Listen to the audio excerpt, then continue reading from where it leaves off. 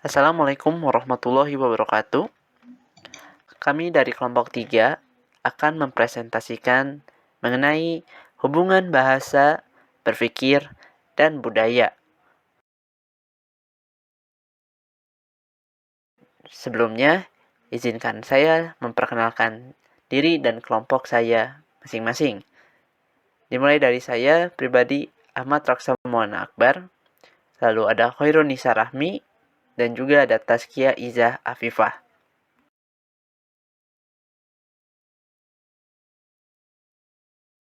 Adapun pokok bahasan yang akan kami bahas pada presentasi kali ini, yaitu teori-teori tentang hubungan bahasa, berpikir, dan budaya yang akan dibawakan oleh Tazkiyah. Lalu ada kategori kognitif yang akan dibawakan oleh saya pribadi, dan juga ada kategori sosial yang akan dibawakan oleh Khairun Nisa. Baiklah, selanjutnya langsung saja ke teori-teori tentang hubungan bahasa, berpikir, dan budaya yang akan dibawakan oleh Tazkiyah. Kepada Tazkiyah, dipersilakan. Pembahasan pertama yaitu teori-teori tentang hubungan bahasa, pikiran, dan budaya. Berbahasa dalam arti komunikasi dimulai dengan membuat encode semantik dan encode grammatical di dalam otak pembicara. Dilanjutkan dengan membuat encode fonologi. Kemudian dilanjutkan dengan penyusunan decode fonologi, decode grammatical, dan decode semantik kepada pihak pendengar yang terjadi dalam otaknya. Dengan kata lain, berbahasa adalah menyampaikan pikiran atau perasaan dari orang-orang yang berbicara mengenai masalah yang dihadapi dalam kehidupan budayanya. Jadi, kita lihat berbahasa, berpikir, dan berbudaya adalah 3 hal atau 3 kegiatan yang saling berkaitan dalam kehidupan manusia.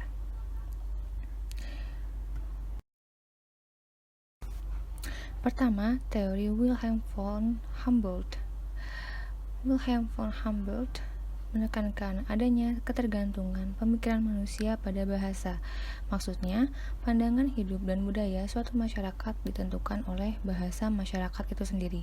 Maka dengan demikian, dia menganut cara berpikir dan juga budaya masyarakat bahasa lain itu.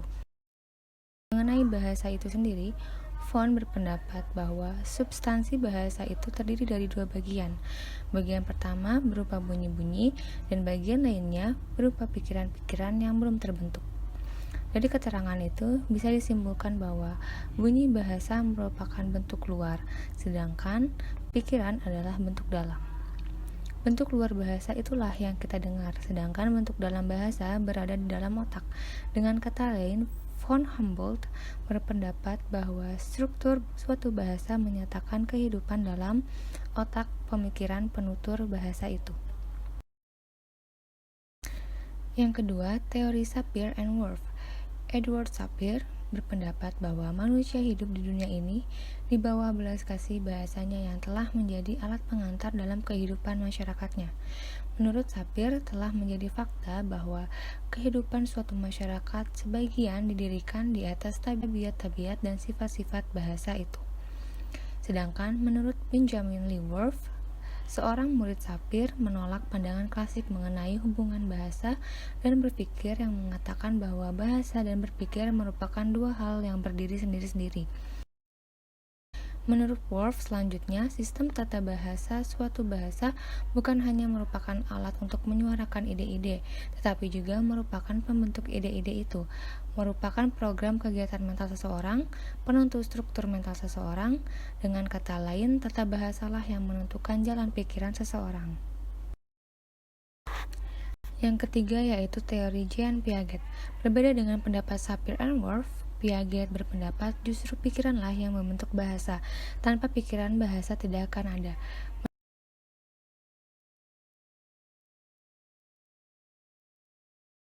Menurut teori pertumbuhan kognisi, kanak-kanak mempelajari segala sesuatu mengenai dunia melalui tindakan-tindakan dari perilakunya dan kemudian baru melalui bahasa. Tindak tanduk atau perilaku kanak-kanak itu merupakan manipulasi dunia pada satu waktu dan tempat tertentu. Dan bahasa hanyalah satu alat yang memberikan kepada kanak-kanak itu satu kemampuan untuk beranjak lebih jauh dari waktu dan tempat tertentu. Mengenai hubungan bahasa dengan kegiatan intelek pikiran, Piaget mengemukakan dua hal penting berikut. Yang pertama, sumber kegiatan intelek tidak terdapat dalam bahasa, tetapi dalam periode sensomotorik, yakni sistem skema. Yang kedua, pembentukan pikiran yang tepat dikemukakan terjadi pada waktu yang bersamaan dengan pemerolehan bahasa. Selanjutnya, yang keempat yaitu teori Vygotsky. Vygotsky berpendapat bahwa adanya satu tahap perkembangan bahasa sebelum adanya pikiran, dan adanya satu tahap perkembangan pikiran sebelum adanya bahasa. Kemudian kedua garis perkembangan ini saling bertemu, maka terjadilah secara serentak pikiran berbahasa dan bahasa berpikir. Vygotsky menjelaskan bahwa hubungan antara pikiran dan bahasa bukanlah merupakan satu benda, melainkan merupakan satu proses, satu gerak yang terus-menerus dari pikiran ke kata dan dari kata ke pikiran. Menurut Vygotsky, dalam mengkaji gerak pikiran ini, kita harus mengkaji dua bagian ucapan, yaitu dalam mempunyai arti yang merupakan aspek semantik ucapan, dan ucapan luar yang merupakan aspek fonetik atau aspek bunyi ucapan. Penyatuan dua bagian atau aspek ini sangat rumit dan kompleks. Yang kelima yaitu teori Noam Chomsky. Noam Chomsky mengajukan kembali teori klasik yang disebut hipotesis nurani. Hipotesis nurani mengatakan bahwa struktur bahasa dalam nurani, artinya rumus-rumus itu dibawa sejak lahir. Pada waktu seorang anak-anak mulai mempelajari bahasa ibu, dia telah dilengkapi sejak lahir dengan satu peralatan konsep dengan struktur bahasa dalam yang bersifat universal.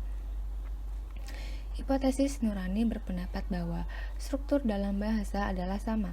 Struktur dalam setiap bahasa bersifat otonom, dan karena itu tidak ada hubungannya dengan sistem kognisi atau pemikiran pada umumnya, termasuk kecerdasan. Keenam yaitu teori Eric Lenneberg. Menurut Lenneberg, banyak bukti yang menunjukkan bahwa manusia menerima warisan biologi asli berupa kemampuan berkomunikasi dengan menggunakan bahasa yang khusus untuk manusia, dan yang tidak ada hubungannya dengan kecerdasan pemikiran. Bukti bahwa manusia telah dipersiapkan secara biologis untuk berbahasa menurut Lenneberg adalah sebagai berikut. Yang pertama, kemampuan berbahasa sangat erat hubungannya dengan bagian-bagian anatomi dan fonologi manusia. Yang kedua, jadwal perkembangan bahasa yang sama berlaku bagi semua kanak-kanak normal. Yang ketiga, perkembangan bahasa tidak dapat dihambat meskipun pada kanak-kanak yang mempunyai cacat tertentu. Namun, bahasa anak-anak ini tetap berkembang dengan hanya sedikit kelambatan. Yang keempat, bahasa tidak dapat diajarkan pada makhluk lain. Dan yang terakhir, setiap bahasa tanpa kecuali didasarkan pada prinsip-prinsip semantik, sintaksis, dan fonologi yang universal. Lenneberg telah menyimpulkan bahwa bukti yang menyatakan bahwa upaya manusia untuk berbahasa didasari oleh biologi yang khusus untuk manusia dan bersumber pada genetik tersendiri secara asal. Ketujuh, teori Brunner. Brunner memperkenalkan teori yang disebut teori instrumentalisme. Menurut teori ini, bahasa adalah alat pada manusia untuk mengembangkan dan menyempurnakan pemikiran itu. Dalam bidang pendidikan, implikasi teori Brunner ini sangat besar. Menurut teori ini, bahasa sebagai alat pemikiran harus berhubungan langsung dengan perilaku atau aksi, dan dengan struktur perilaku ini pada peringkat permulaan. Lalu, pada peringkat selanjutnya, bahasa ini harus berkembang ke arah suatu bentuk yang melibatkan keeksplisitan yang besar dan ketergantungan pada konteks. Di samping adanya dua kecakapan yang melibatkan bahasa, yaitu kecakapan linguistik dan kecakapan komunikasi, teori Brunner ini juga memperkenalkan adanya kecakapan analisis yang dimiliki oleh setiap manusia yang berbahasa. Kecakapan analisis inilah yang memungkinkan tercapainya peringkat abstrak yang berbeda-beda. Kecakapan analisis ini akan dapat berkembang menjadi lebih baik dengan pendidikan melalui bahasa yang formal, karena kemampuan analisis ini hanya mungkin dikembangkan setelah seseorang memiliki kecakapan komunikasi yang baik. Selanjutnya, yang ke-8, kontroversi hipotesis Sapir-Whorf. Hipotesis Sapir-Whorf yang paling kontroversial. Hipotesis ini yang menyatakan bahwa jalan pikiran dan kebudayaan suatu masyarakat ditentukan atau dipengaruhi struktur bahasanya. Teori-teori atau hipotesis-hipotesis yang dibicarakan di atas tampak cenderung saling bertentangan. Teori pertama dari von Humboldt mengatakan bahwa adanya pandangan hidup yang bermacam-macam adalah karena adanya keragaman sistem bahasa dan adanya sistem universal yang dimiliki oleh bahasa-bahasa yang ada di dunia.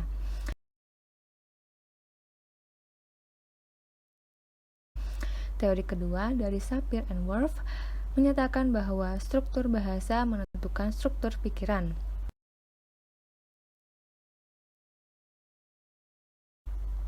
Teori ketiga dari Piaget menyatakan bahwa struktur pikiran dibentuk oleh perilaku bukan oleh struktur bahasa. Teori keempat dari Vygotsky menyatakan bahwa pada mulanya bahasa dan pikiran berkembang sendiri-sendiri dan tidak saling mempengaruhi, tetapi pada pertumbuhan selanjutnya keduanya saling mempengaruhi.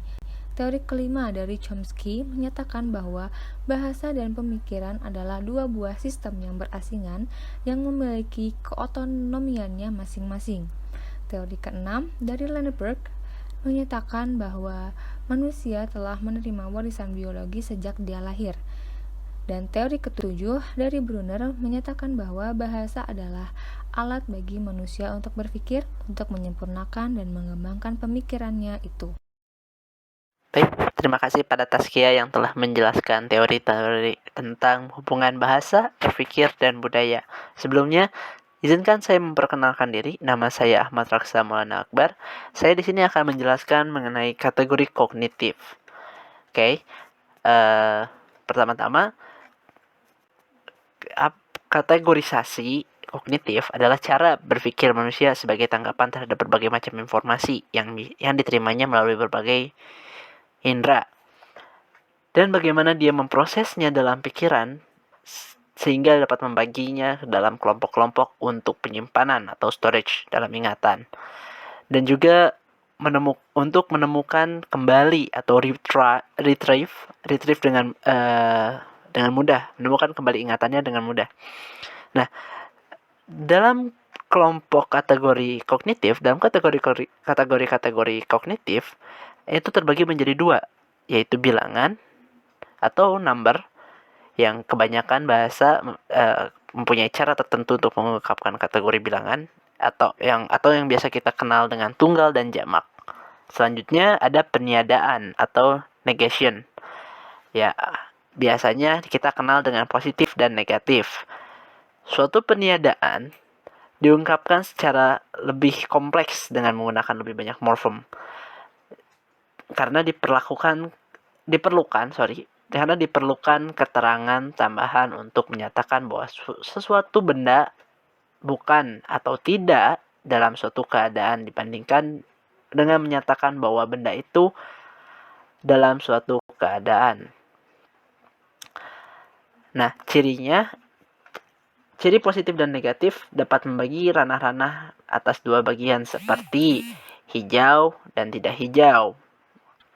Maka demikian halnya rasa, jika kita pikirkan rasanya akan sama saja jika kita sebut, kita akan mudah mengetahui mana yang positif dan mana yang negatif, begitu. Selanjutnya kategori-kategori sosial yang akan dijelaskan oleh teman saya selanjutnya. Selanjutnya, saya akan membahas mengenai hubungan bahasa, pikiran, dan budaya berdasarkan kategori-kategori sosialnya. Sebelumnya, kategori-kategori sosial ini berakar pada hakikat manusia yang dalam kehidupan yaitu sebagai makhluk sosial dan juga kultural. Karena itu, di dalam kategori sosial ini, kita akan membaginya menjadi 3 kategori yang akan dijelaskan di slide berikutnya. Yang pertama yaitu perkerabatan, yang kedua kata ganti orang, dan yang ketiga adalah ungkapan atau sapaan. Yang pertama yaitu hubungan perkerabatan atau juga bisa disebut dengan kinship. Jadi hubungan-hubungan dan istilah-istilah yang kita pakai dalam mengungkapkan sistem perkerabatan itu sebenarnya sudah banyak dikaji oleh ahli-ahli antropologi, yaitu sebuah studi yang membahas mengenai ciri khas dan juga kesamaan dari suatu masyarakat maupun kebudayaan, baik melalui bahasa, budaya, pola pikir, dan juga sebagainya. Kemudian seorang ahli bernama Joseph Greenberg ini pernah melakukan perbandingan dan dia menemukan jika sebenarnya hampir semua bahasa itu paling tidak memiliki 3 dasar atau 3 prinsip perkerabatan yang biasa menjadi rujukan, yaitu yang pertama generasi, yang kedua hubungan darah, dan yang ketiga adalah jenis kelamin. Jadi, melalui penelitiannya, dia menemukan bahwa semua bahasa itu ternyata membedakan kerabat darah, misalnya dari pihak suami atau istri. Seperti misalnya kalau kita lihat contohnya di bahasa Indonesia, itu ada bahasa penyebutan ibu, ibu mertua, adik, dan juga adik ipar, dan lain sebagainya. Dan juga di dalam semua bahasa itu terdapat pembedaan jenis kelamin. Misalnya contohnya di bahasa Indonesia penyebutan ayah dan juga ibu. Dan juga dalam bahasa daerah bisa ditemukan misalnya dalam bahasa Batak penyebutan anak laki-laki itu disebut anak dan juga untuk anak perempuan disebut boru. Dan contoh-contoh lainnya. Nah, pada umumnya, bahasa-bahasa ini memperlakukan kaum kerabat dengan tidak sama. Misalnya, ada yang lebih mementingkan nenek moyang daripada keturunan, dan juga seperti lebih mementingkan kekerabatan yang dekat daripada kekerabatan yang jauh. Kategori sosial yang selanjutnya yaitu kata ganti orang. Untuk kategori sosial yang satu ini sebenarnya masih memiliki hubungan dengan kategori sosial yang pertama, yaitu hubungan perkerabatan. Jadi dari istilah hubungan perkerabatan ini timbul istilah-istilah yang memerlukan kata ganti orang yang diperlukan dalam percakapan. Misalnya untuk menyebutkan pembicara pertama itu menggunakan kata saya, aku, kami, dan sebagainya. Selanjutnya untuk menyebutkan orang yang menjadi lawan bicara si orang pertama itu bisa menggunakan kata kamu, kau, dan juga untuk yang lebih sopan bisa menggunakan saudara, atau untuk yang lebih tua bisa menggunakan ibu atau bapak, dan sebagainya. Kemudian yang terakhir yaitu orang ketiga. Kata ganti orang ketiga ini biasanya menggunakan dia, beliau, atau untuk jamak bisa juga menggunakan mereka, dan lain sebagainya. Jadi untuk sistem kata ganti orang ini bisa dikatakan sebagai sistem yang semesta, yaitu untuk membedakannya sudah ada 3 peran yang pasti ada, yaitu orang pertama yang berbicara, orang kedua yang menjadi lawan bicara, dan juga orang ketiga yang merupakan rujukan. Kategori sosial yang selanjutnya yaitu penggunaan kata sapaan. Untuk kata sapaan ini masih berkaitan juga dengan kategori sebelumnya, yaitu sistem kata ganti orang. Kata sapaan ini merupakan istilah yang dipakai untuk menyapa lawan bicara. Misalnya, kata sapaan ini berkaitan erat berdasarkan persepsinya atas hubungan pembicara dengan lawan bicara. Nah, kata sapaan ini terdiri atas yang pertama, misalnya nama kecil, nama yang akrab dipanggil sejak kecil. Dan yang kedua, misalnya gelar. Contohnya seperti kata tuan, nyonya, nona, sapaan bung, dan sebagainya. Yang ketiga yaitu istilah perkerabatan.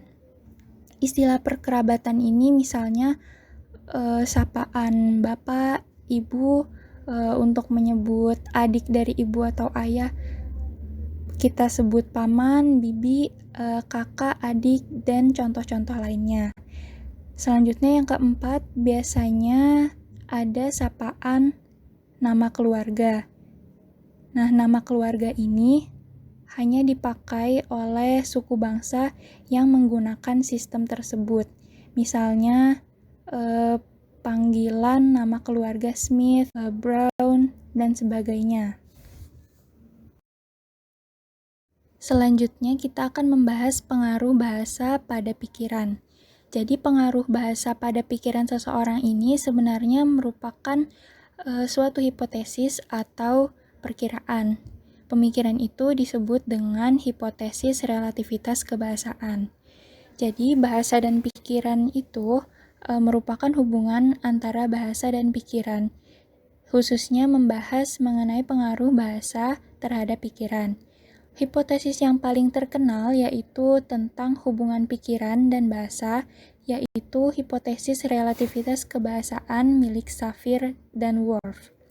Dalam hipotesis ini dikatakan bahwa bahasa mempengaruhi pikiran. Menurut Worf, 1966, setiap bahasa memaksa atau memberikan suatu pandangan dunia pada penutur dunia. Ia juga mengatakan bahwa manusia membagi-bagi alam menjadi konsep-konsep dan menilai kepentingannya dengan cara yang sebagian besar disebabkan karena manusia telah bersepakat untuk menyusun alam itu demikian.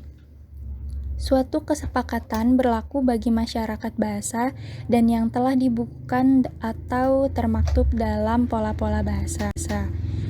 Selanjutnya, dari hubungan bahasa dan pikiran tersebut juga terdapat pembedaan kosakata. Jadi, pembedaan kosakata ini merupakan bukti lain bahwa bahasa itu memiliki pengaruh terhadap pikiran, atau yang dimaksudkan oleh Shafir dan Worf, yaitu dalam satu bahasa bisa saja terdapat lebih banyak kata dalam satu ranah atau dominan daripada bahasa lain. Misalnya, dalam bahasa Indonesia ada tiga kata yang memiliki arti sama dengan jika di bahasa Inggris namanya rice, yaitu padi, beras, dan nasi. Perbedaan-perbedaan ini dapat terjadi karena dalam kehidupan sehari-hari, seorang penutur bahasa itu memerlukan sebanyak mungkin istilah untuk membedakan dengan jelas konsep-konsep yang diperlukannya. Baiklah, sekian dari kami. Terima kasih telah mendengarkan presentasi kami. Jika ada yang ingin ditanyakan, boleh langsung bertanya kepada kelompok kami. Mohon maaf atas kekurangannya. Wabillahi taufiq wa hidayat. Wassalamualaikum warahmatullahi wabarakatuh.